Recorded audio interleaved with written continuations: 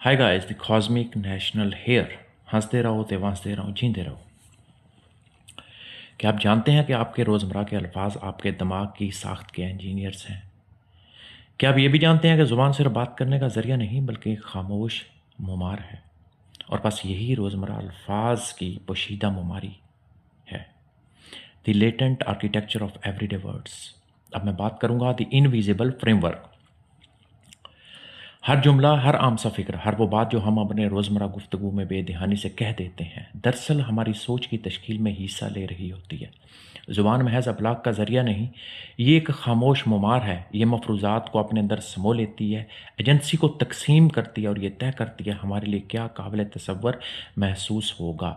मिसाल के तौर पर जब कोई कैजुअली कहता है ऐसा ही होता है, तो दरअसल एक फ़िक्री ढांचा कायम हो जाता है। गोया हम लाशऊरन मुतबादल इम्कानात का रास्ता बंद किए देते हैं। ज़्यादातर लोग अल्फाज को मानी पहुँचाने का गैर जानिबदाराना ज़रिया समझते हैं, मगर यही गैर जानिबदारी एक फ़रेब और धोखा है। रोज़मर्रा की सतह के नीचे एक पोशीदा साख्त मौजूद होती है, बारीक, मुसलसल और ज़हन को शक्ल देने वाली। अब मैं बात करता हूँ वर्ड्स एज कॉग्निटिव स्ट्रक्चर। सोचिए कि ज़हन कितनी आसानी से लसानी खानों कैटेगरीज़ को कबूल कर लेता है। जब हम लफ्ज़ मालिक कहते हैं तो फ़ौरन एक मुकम्मल तसव्वुर फ़ाल हो जाता है, मलकियत, इख्तियार, दवाम, रोब और दबदबे वाला। इसी तरह जब ये बोला जाता है ये मेरी कामयाबी है, तो इस हकीकत को समेट देता है कि इस कामयाबी में असातिज़ा, माहौल, वक्त और महावन हालात सब शामिल थे। या जब हम लफ्ज़ सबब कहते हैं तो एक सीधी कैजुअल चेन जहन में बन जाती है।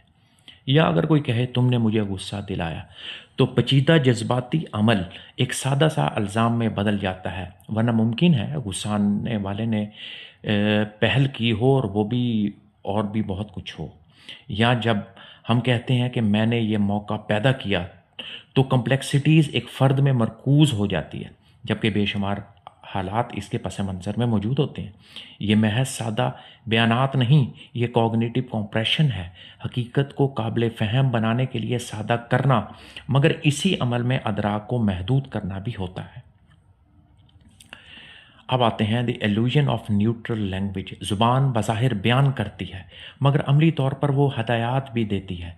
अगर किसी तालिब इल्म को कमज़ोर कहा जाए तो ये लफ्ज़ खामोशी से तवक्कुआत और किरदार को तश्कील देता है, असातिज़ा की, साथियों की, हत्ता के खुद उसी तालिब इल्म की अपनी नज़र में। इसी तरह किसी सूरत-ए-हाल को नाकामी कहना एक फ़ैसला, जजमेंट को फ़ाइनल बना देता है।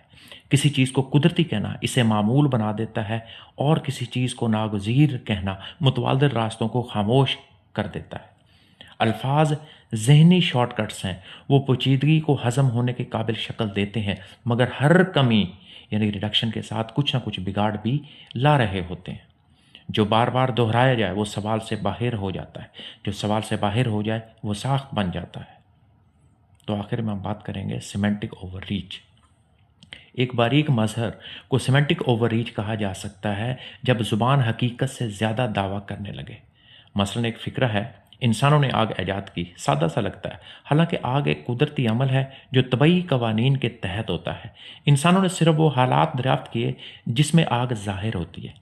इसी तरह जब कोई कहता है मैंने खुद को सीफर से बनाया, तो ये जुमला समाजी, हयातियाती, माहौलियाती अवामिल, गोया पूरी टीम वर्क की हकीकत को तहस नहस कर देता है। लफ्ज़ ऐजाद कॉम्प्लेक्सिटीज़ को दोबारा तकसीम कर रहा होता है। ये मुसन्नफ़ियत ऑथरशिप को बढ़ा चढ़ा कर पेश करता है और चैन ऑफ कैजुअलिटी की कहानी बदल देता है। ये लसानी मुबालगा आम है, ये फितरती महसूस होता है क्योंकि ये आदत बन चुका है, मगर आदत मुकम्मल सच नहीं होती। ये पार्ट नंबर 1 है, तो इसी सीरीज़ में आगे पार्ट नंबर 2 भी होगा।